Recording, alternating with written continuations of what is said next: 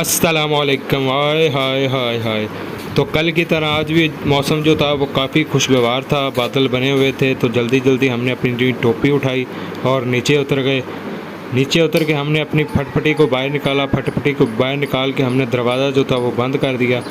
दुकान पे जाना था क्योंकि टाइम काफ़ी हो चुका था।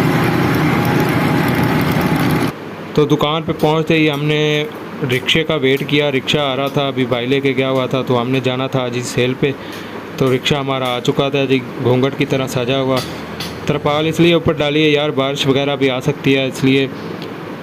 तो तरपाल डालने की वजह से मुझे तो साइडों पे नज़र नहीं आ रहा था। ड्राइविंग जो थी वो ठीक तरह से हो नहीं रही थी। तो खैर आहिस्ता आहिस्ता हम रिक्शे को लेके पहली दुकान पे पहुंच चुके थे। यहाँ पे पहुंचते ही हमने भाई से आर्डर लिया। भाई को कहा क्या चाहिए आप। भाई ने कहा पापड़ पहले उतारो। हमने पापड़ उतारे और रिक्शे की छत जो थी वो काफ़ी हल्की हो चुकी थी। तो अब मैंने देखा यहाँ से भी बादल आ चुके हैं। तो मैंने सोचा यार अल्लाह को याद करके तरपाल जो है वो उतार देते हैं। तरपाल उतार के हम दूसरी दुकान पे आ चुके हैं। यहाँ पे पप्पू की दुकान है जी। ये पप्पू ने सबसे पहले डिमांड किया है जी सुपर की। सुपर लेके आओ जी भाई। आजकल काफ़ी ज़्यादा डिमांड सुपर की हो चुकी है। इसका रेट भी ज़्यादा बढ़ चुका है जी। और रेट बढ़ने की वजह से मार्जिन हमारा कम हो चुका है। पप्पू का बिल बनाया। पप्पू का बिल बना के हमने इससे पैसे लिए और अब दूसरी दुकान की तरफ चल पड़े। दूसरी दुकान की तरफ जाते ही हमें यहाँ से काफ़ी ज़्यादा चिकड़ मिला और हमने जो है वो अपना रिक्शा दूसरी तरफ मोड़ लिया। तो यहाँ पे हमने एक आंटी को सामान देना है। दरवाज़ा नॉक करते हैं। दरवाज़ा नॉक करने के बाद हमने अपने रिक्शे की तरफ चल पड़े क्योंकि यहाँ पे बच्चों का कोई पता नहीं, रिक्शे के साथ छेड़छाड़ भी कर सकते हैं। तो हमने सोचा वहाँ जाके हम इंतज़ार करते हैं आंटी का।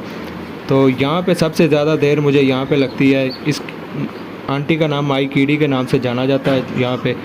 तो 10-15 मिनट इंतज़ार करने के बाद मैंने कभी इधर देख रहा हूँ कभी उधर देख रहा हूँ, अल्लाह अल्लाह करके हमने आंटी को सामान दिया। अब बारी थी पैसे लेने की।